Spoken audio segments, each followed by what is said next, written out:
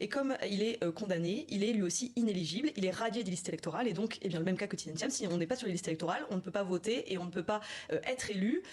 Donc la seule manière pour Laurent Gbagbo, ça serait donc une amnistie, ou sinon un dialogue politique. Il n'en reste plus que 5 candidats à la présidentielle en Côte d'Ivoire. Rendez-vous est pris le 25 octobre. 5 candidats donc, et l'actuel chef d'État Alassane Ouattara. Des figures de l'opposition ont été écartées, Laurent Gbagbo, Tidjane Thiam ou encore Pascal Afine-Guessant. L'opposition est très remontée. Alors nous allons décrypter les enjeux de ce scrutin important pour le pays, mais aussi pour la sous-région avec vous, Christelle Pire. Bonsoir. Bonsoir. Vous êtes notre correspondante à Abidjan, donc ravie de vous voir en vrai sur le plateau de 64 minutes. Et nous sommes en visio avec deux fins observateurs de la vie politique ivoirienne. Gilles Yabi, bonsoir. Vous êtes président du groupe de réflexion Wati, et Geoffroy Julien Kouao, juriste et analyste politique. Merci d'être avec nous. Alors Christelle, je commence avec vous. Fin du suspense cette semaine. Donc le Conseil constitutionnel a rendu sa copie. Exit Tidjane Thiam, candidat du principal parti de l'opposition ivoirienne, le PDCI. Il a été écarté pour un problème de nationalité, mais aussi d'inscription sur la liste électorale. Oui, c'est ça. En fait, en début d'année, la justice ivoirienne a jugé que Tidjane Thiam, au moment de sa réinscription sur la liste électorale en 2022, eh bien à ce moment-là, il n'était plus ivoirien parce que Tidjane Thiam a acquis la nationalité française en 1987, et il y a un article, l'article 48 du Code de la nationalité, qui dit que lorsqu'on acquiert volontairement une autre nationalité, au bout de 15 ans, on perd automatiquement la nationalité ivoirienne. Et donc, comme Tidjane Thiam a acquis la nationalité française, au bout de 15 ans, il a perdu la nationalité ivoirienne, ou en tout cas, c'est ce qu'a expliqué la justice ivoirienne. Et donc, comme il n'était plus ivoirien au moment de son inscription sur la liste électorale, il n'avait pas le droit d'y être, et donc il a été radié de la liste électorale.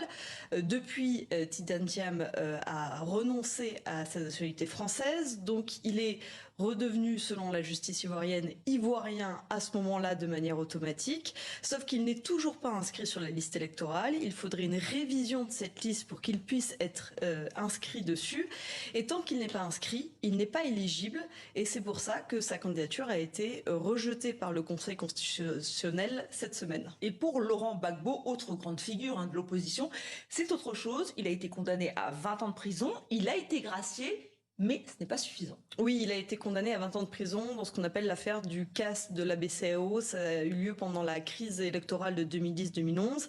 Il a été condamné alors qu'à ce moment-là, il était jugé à la Cour pénale internationale à La Haye, donc il était absent lors de son procès. Mais donc il a été condamné à 20 ans de prison. Il a été gracié après son retour par le président Alassane Ouattara. Mais la grâce n'efface pas sa condamnation. Il faudrait qu'il soit amnistié pour pouvoir avoir cette condamnation qui disparaît. Et comme il est condamné, il est lui aussi inéligible, il est radié des listes électorales, et donc, le même cas que Tidjane Thiam, si on n'est pas sur les listes électorales, on ne peut pas voter et on ne peut pas être élu. Donc la seule manière pour Laurent Gbagbo, ça serait donc une amnistie, ou sinon un dialogue politique qui politiquement inscrirait Laurent Gbagbo, voire même Tidjane Thiam, sur la liste électorale. Sauf que depuis le début de l'année, le gouvernement ivoirien ne le cesse de répéter, de donner une fin de non-recevoir à ce dialogue politique, en répétant que les institutions ivoiriennes fonctionnent et qu'il n'y a pas besoin de dialogue politique, que la justice suit son cours, que les décisions de justice sont appliquées, et point final. Voilà, alors les deux hommes ont même fait front commun pour se faire entendre. Pour l'instant, vous le dites, c'est hors de question. Gilles Yabi, c'est vraiment la fin de l'histoire, pas de recours possible comme l'espèrent les partisans, notamment de Laurent Gbagbo. Oui, bonsoir. Je crois que on ne peut pas estimer que la situation dans laquelle nous sommes aujourd'hui soit le fruit du hasard, et donc si il y avait une possibilité d'avoir un dialogue politique et de créer les conditions, en tout cas, pour que les figures majeures de l'opposition ivoirienne soient représentées lors de cette élection présidentielle, notamment Tidjane Thiam et Laurent Gbagbo, je pense qu'on aurait eu ce dialogue et on aurait eu peut-être, par exemple, une réouverture des listes électorales pour intégrer le candidat Tidiane Thiam, et peut-être par la même occasion d'ailleurs intégrer d'autres Ivoiriennes et Ivoiriens qui ne sont pas sur cette liste électorale et qui auraient pu profiter d'une opportunité pour s'inscrire, hein, dans l'objectif aussi d'augmenter peut-être la participation électorale qui a toujours été relativement faible en Côte d'Ivoire. Donc je ne crois pas effectivement aujourd'hui qu'il y ait un recours possible après une décision du Conseil constitutionnel. C'est une décision qui est sans recours a priori, hein, dans l'ordre constitutionnel ivoirien. Donc je ne crois pas effectivement que des candidats puissent être maintenant réintégrés sur la liste, disons, de cette présidentielle. Et je trouve que j'ai un point de vue un peu de celui de quelqu'un qui suit la politique ivoirienne depuis une vingtaine d'années et la longue crise que ce pays a connue. Et je trouve simplement regrettable qu'à chaque élection, on crée les conditions quand même, disons, de doute sur l'intégrité de ce processus électoral. Alors, ce n'est pas un hasard, hein, je reprends vos mots. Geoffroy Julien Kouao, est-ce que vous partagez cette analyse? On sait que Laurent Gbagbo essaye quand même, voilà, de rencontrer d'autres opposants pour essayer de trouver une solution. Alors, je ne sais pas. Oui, Laurent Gbagbo a rencontré les responsables de l'opposition qui ont été aussi recalés. Il a rencontré M. Assali Timboko, M. Tobi, et il a rencontré les envoyés de M. Tidiane Thiam. Et Laurent Gbagbo et le PPACI ont décidé, dès le 15 septembre, de saisir tous les préfets et sous-préfets d'une motion allant dans le sens du refus du 4e mandat. Donc voilà, il reste combatif, hein, si je vous comprends bien. En revanche, pas d'appel au boycott du PDCI, hein, le parti de Tidiane Thiam.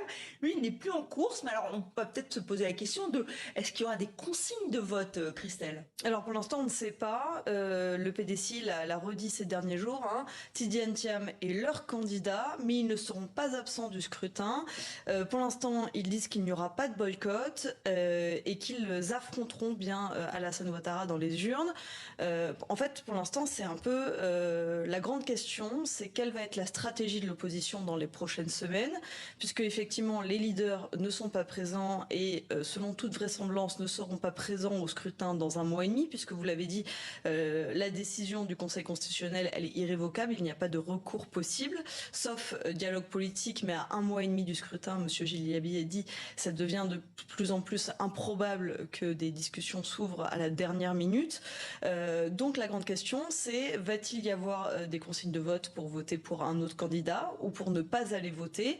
En 2020, le PDCI avait appelé et les Pro-Gbagbo avaient appelé à boycotter le scrutin de 2020 quand il s'était opposé au 3e mandat d'Alassane Ouattara. Il y avait eu un mouvement de désobéissance civile qui avait fait, je rappelle, 87 morts et 500 blessés, dans notamment aussi des affrontements intercommunautaires qui avaient lieu dans les villes et villages de Côte d'Ivoire.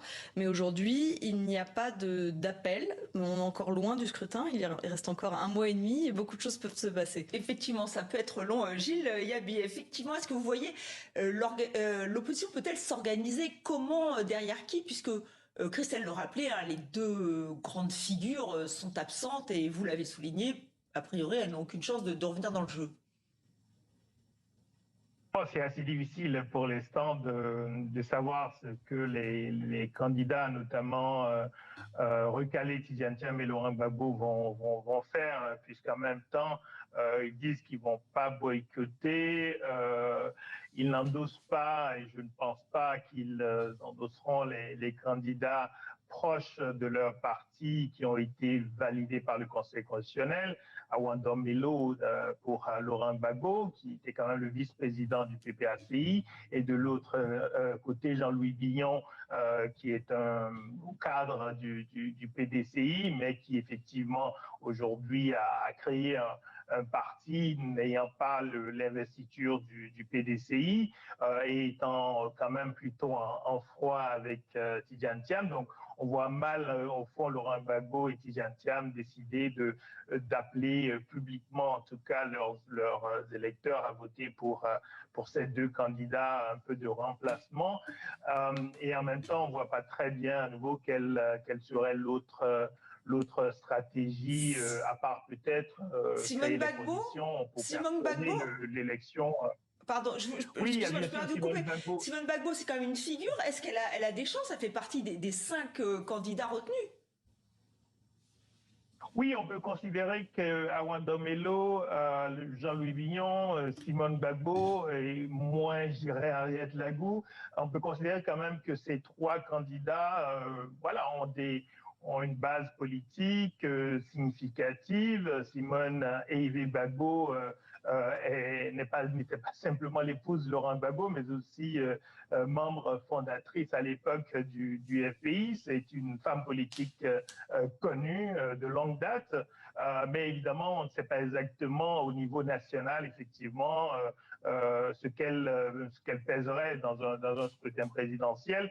Et là aussi, on sait quand même que les relations ne sont pas a priori bonnes entre Laurent Gbagbo et son ex-épouse. Donc, oui, on a ces candidats, mais je pense qu'on ne peut pas parler de l'élection en Côte d'Ivoire sans souligner que un des problèmes, de mon point de vue majeur, c'est quand même le fait que le président sortant, Alassane Ouattara, soit un nouveau candidat. Évidemment, cette année, on ne pouvait pas refaire la discussion d'il y a 5 ans, mais ce n'est pas parce qu'il y a 5 ans, le Conseil constitutionnel avait validé la candidature d'Alassane Ouattara que ça élimine le problème que constitue le non-respect de l'esprit, en tout cas de la Constitution, la limitation de mandat. Et je crois qu'à nouveau, c'est quand même ce qui fausse aussi singulièrement les conditions de cette élection, parce qu'un président sortant dans ces conditions-là, en plus d'absence de candidat majeur de l'opposition, on voit bien quand même que l'élection elle est plutôt semi-ouverte qu'ouverte et que les conditions à nouveau ne sont pas tout à fait celles qu'on aurait espérées pour ce pays.